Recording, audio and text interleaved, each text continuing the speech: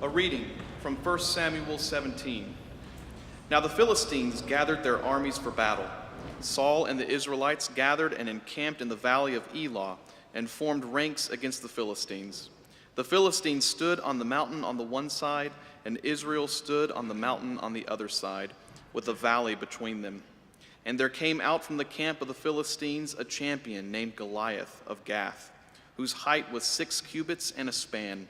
He had a helmet of bronze on his head, and he was armed with a coat of mail. The weight of the coat was 5,000 shekels of bronze. He had greaves of bronze on his legs and a javelin of bronze slung between his shoulders. He stood and shouted to the ranks of Israel, "Why have you come out to draw up for battle? Am I not a Philistine, and are you not servants of Saul? Choose a man for yourselves and let him come down to me. If he is able to fight with me and kill me, then we will be your servants. But if I prevail against him and kill him, then you shall be our servants and serve us." And the Philistine said, "Today I defy the ranks of Israel. Give me a man that we may fight together." When Saul and all Israel heard these words of the Philistine, they were dismayed and greatly afraid. Now David was the son of an Ephrathite of Bethlehem in Judah, named Jesse, who had 8 sons. David was the youngest.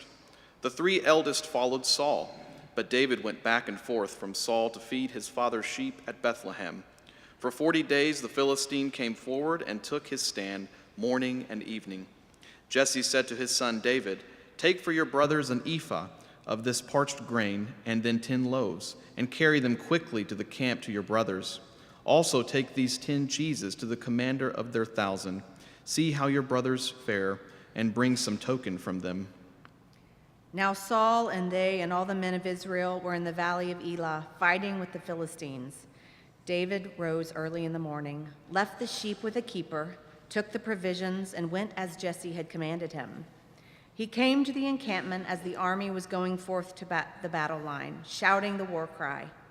Israel and the Philistines drew up for battle, army against army. David left the things in charge of the keeper of the baggage, ran to the ranks, and went out and greeted his brothers. As he talked with them, the champion, the Philistine of Gath, Goliath by name, came up out of the ranks of the Philistines and spoke the same words as before. And David heard him. All the Israelites, when they saw the man, fled from him and were very much afraid. David said to the men who stood by him, "What shall be done for the man who kills the Philistine and takes away the reproach from Israel?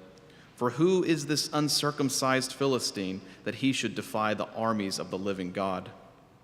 When the words that David spoke were heard, they repeated them before Saul, and he sent for him. David said to Saul, "Let no one's heart fail because of him. Your servant will go and fight with this Philistine."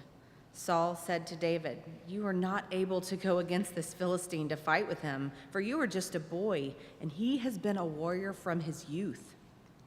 But David said to Saul, "Your servant used to keep sheep for his father, and whenever a lion or a bear came and took a lamb from the flock, I went after it and struck it down, rescuing the lamb from its mouth.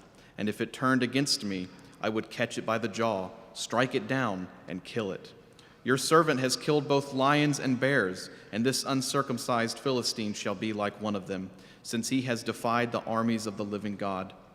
David said, "The Lord, who saved me from the paw of the lion and from the paw of the bear, will save me from the hand of this Philistine." So Saul said to David, "Go, and may the Lord be with you." Saul clothed David with his armor. He put a bronze helmet on his head and clothed him with a coat of mail. David strapped Saul's sword over the armor, and he tried in vain to walk, for he was not used to them. Then David said to Saul, "I cannot walk with these, for I am not used to them." So David removed them.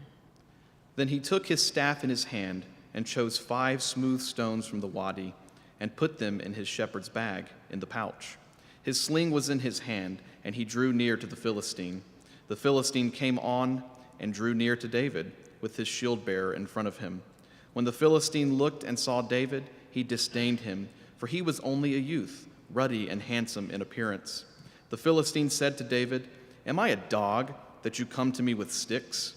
And the Philistine cursed David by his gods.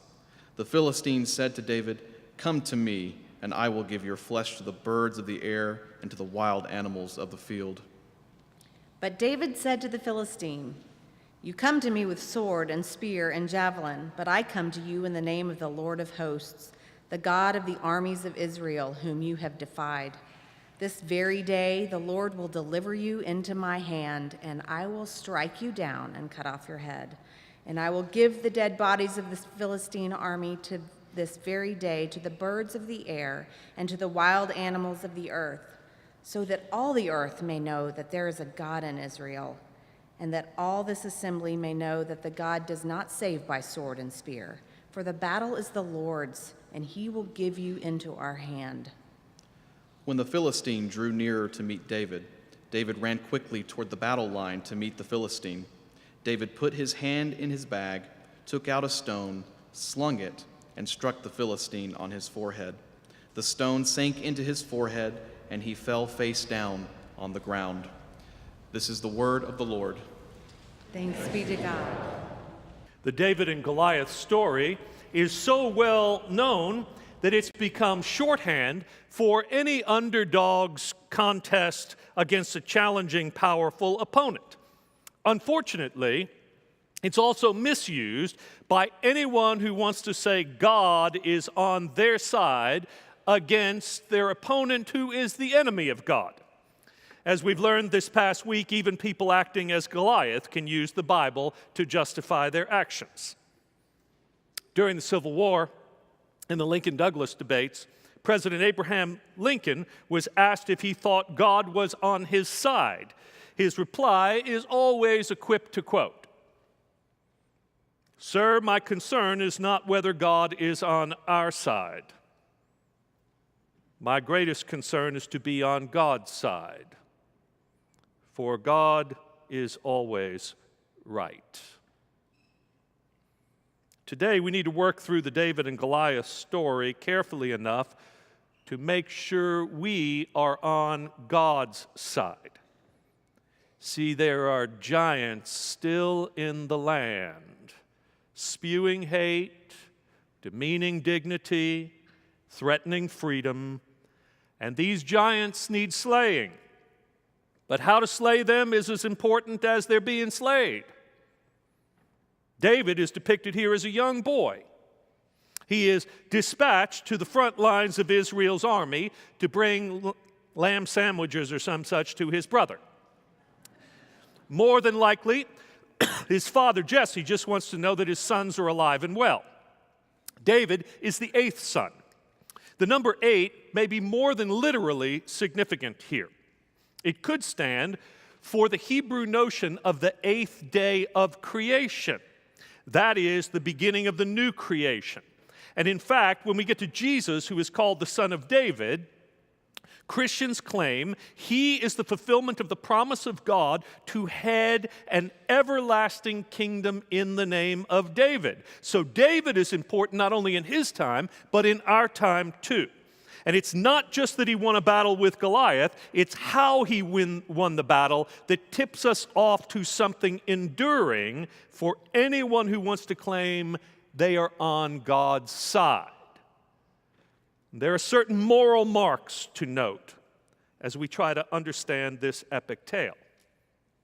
Goliath is the champion of the Philistines, a people whose kingdom covered the coastline of what is now Israel. It includes the current Palestinian territory of Gaza. Now, during King Saul's reign, Israel was repeatedly at war with the Philistines. Things come to a head when they put Goliath forward to challenge them mano a mano. And what a challenge it is. Goliath is enormous. Depending upon which text of the Hebrew you choose, he is either 9 foot 9 inches tall and drafted into the NBA last Thursday, or he is 6 foot 9 inches tall, which is still, for the day, considering how short people were, enormous, really tall. Forget about just his height. He was also well equipped. That is to say, he had all the armor and the arms of the best technology of the day. Think Iron Man, right? With a spear the size of a sawed-off telephone pole. Right? This guy is scary by any definition, and the Israelites are immobilized by fear, shaken in their sandals. Now, it was common enough to have a warrior champion of one people face off in a winner-take-all match to the death with a champion of another people. Think about the Iliad, Homer's Iliad, right? And we have a similar contest between Paris of Troy and Menelaus of Sparta, the prize being Helen, the hand of Helen. Well, later in the Iliad, Hector squares off with Achilles in a fight to end the siege of Troy. And then moving forward in biblical history, you have Christians claiming that Jesus, in effect, does the same. That is, he stands in for all humanity in a contest with evil. Well, nobody is volunteering to represent Israel in this contest against Goliath. Clearly, the Philistines have the upper hand, and the existence of the people of God is threatened by this bully who curses Israel and its God. The first moral point, then, that emerges in the storytelling is clarity about who needs defending. God takes sides with the weak, and God wants God's people to take sides with them too, against those who would terrorize them. When one person or people humiliates another, holds them in contempt and dehumanizes them by calling them animals, as Goliath did, they lose all claim to God being on their side. Unlike so many myths of ancient valor or imperial histories of conquest, the Bible is written from the underside. It gives voice to the voiceless and face to the victims. And the David and Goliath story is a prime example.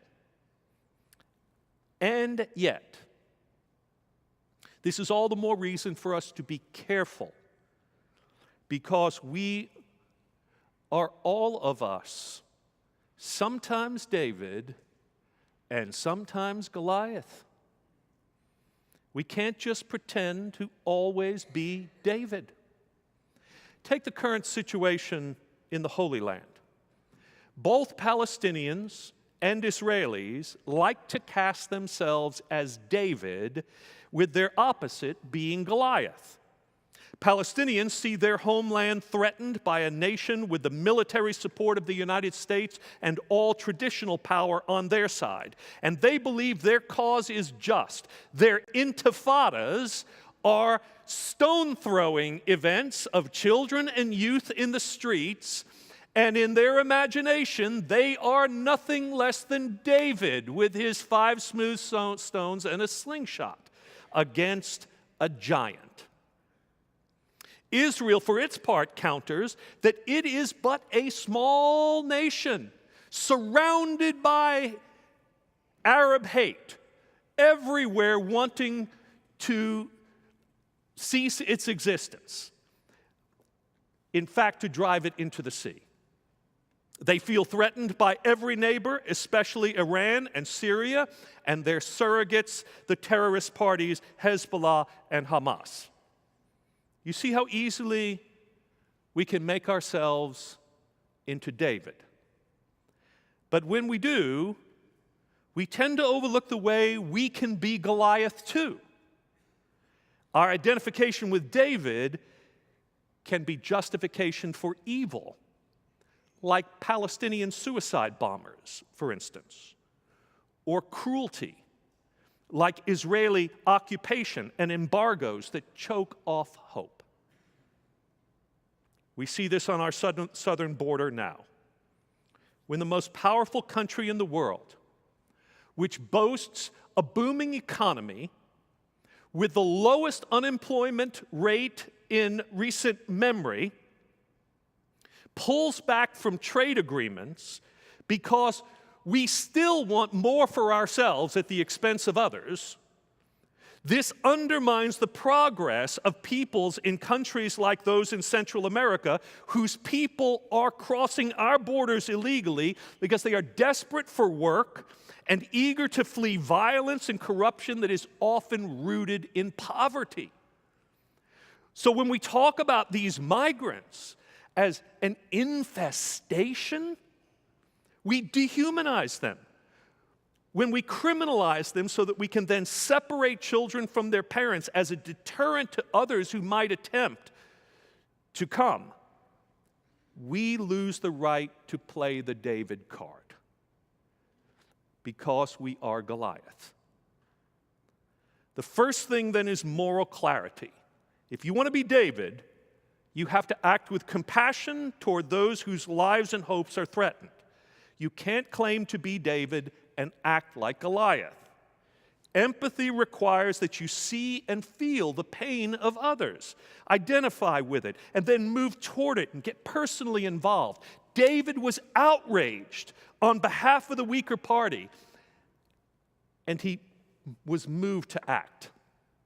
Second, moral courage. Yes, David had an experience as a shepherd of protecting the sheep from lions and tigers and bears, oh my. Right? And yes, it did teach him that against enormous odds, he could still win a victory when all seemed lost, but he still needed courage to stand up and enter the arena. Sometimes we need courage, though, not just to fight Goliath, but also to endure criticism or ridicule from the people who are closest to us. The edited passage we read from 1 Samuel this morning was long enough, don't you know? But in the part we cut out, and we did, really, one part of that had David's eldest brother Eliab accusing his little brother of grandstanding. Eliab says he should have stayed with the sheep and left the battle to others, that he just wanted attention, David did. Now, this is often true when you choose to speak up or stand up the way David did. You may feel sucker punched by the people who are closest to you, by the people you're even defending sometimes. Pastors hear this when we speak up for justice in the public sphere. Why don't you just go back to tending the sheep? You just like being in the media. I've never heard a thing like that from anybody. Women hear this when they speak up about domestic abuse or corporate sexual misconduct. Why are you causing this trouble? Do you realize what this will do to the family? Do you realize how many innocent employees and people and shareholders you'll be hurting? Just be quiet. But courage comes from faith. Faith that God is with you, even when it feels like everyone is against you, even those who should be for you. Michael Gerson is an evangelical Christian, a speechwriter for President George W. Bush. He knows the struggle many pastors feel these days. So this week he offered preachers some words for their Sunday sermon, so that if they used them, we could blame him instead of us, something like that. I'm not used to letting other people write my sermons, but this is worthy of a hearing, so here's what he said I should say to you. There are many political and policy views among Christians, and many represented here in this sanctuary. But our faith involves a common belief with unavoidable public consequences. Christians are to love their neighbor, and everyone is their neighbor. All the appearance of difference in race, ethnicity, nationality, and accomplishment are deceptive. The reality is unseen. God's distribution of dignity is completely and radically equal. No one is worthless. No one is insignificant. No one should be reduced to the status of a thing. This is the changeless truth in our changing politics. You can argue about what constitutes effective criminal justice policy, but as a Christian, you cannot view and treat inmates like animals. You can disagree about procedures by which our country takes in refugees, but you can't demonize them for political gain. You can argue about the proper shape of our immigration system, but you can't support any policy that achieves its goal by purposefully terrorizing children. Can Gerson get an amen? Finally, moral clarity and moral courage require one more thing: moral cunning. Fear has a way of exhausting imagination and limiting creativity. When David chose 5 smooth stones and slung that stone at Goliath, finding the one vulnerable place in his armor, in doing so, he was undermining the prevailing system of worldly violence and showing that God does not work through fire and fury. The Lord does not save by sword and spear, David declares, which means if the people of God are going to engage the world's Goliaths as true Davids, we need to be smarter, not stronger. We need to find slingshot-like ways to undermine violence by reducing it, not by adding to it. The whole humorous scene of Saul outfitting David in his armor and seeing it ill-fitting is more than just a way to move the story forward. It's a way of showing that our methods matter too. We need moral means, not just moral ends. Now, most of you who are sitting here in this room feel like you are too small to matter. These are big matters. And who are you? Just a little person. What difference can you make? Hello, David. Isn't this story yours then? Right? Whoever you are, this story says you have a voice and a vote. You have a chance to act. You have time to volunteer and $1 to give. But more than all that, you know that when you do, you will be on God's side, and God will direct your slingshot service to the very right spot to slay whatever giants you face. The traditional media, social media, business, community, and religious world cried out this past week, and it changed to heartless social policy. It isn't over yet by a long shot. But when airlines refused to transport separated children, when flight attendants refused to work on flights that did, when religious leaders took planes and buses to see and photograph children in cages and being separated and sent off on buses at the border, when ordinary people took to Facebook and Twitter and Instagram to speak their mind, giant injustices began to fall. Our own Cheryl Allison went to McAllen this week wearing her WOW shirt, Women of Wilshire. She met with Sister Norma, played with the children, bought food you helped pay for, by the way, and in her own way, she stood up to Goliath. You may not think you have much power to change the world, but I tell you, sometimes all you need is moral clarity, moral courage, and moral cunning. Said another way, when you feel like David before Goliath, just remember that God is there too, with you. Just remember to bring your slingshot. Amen.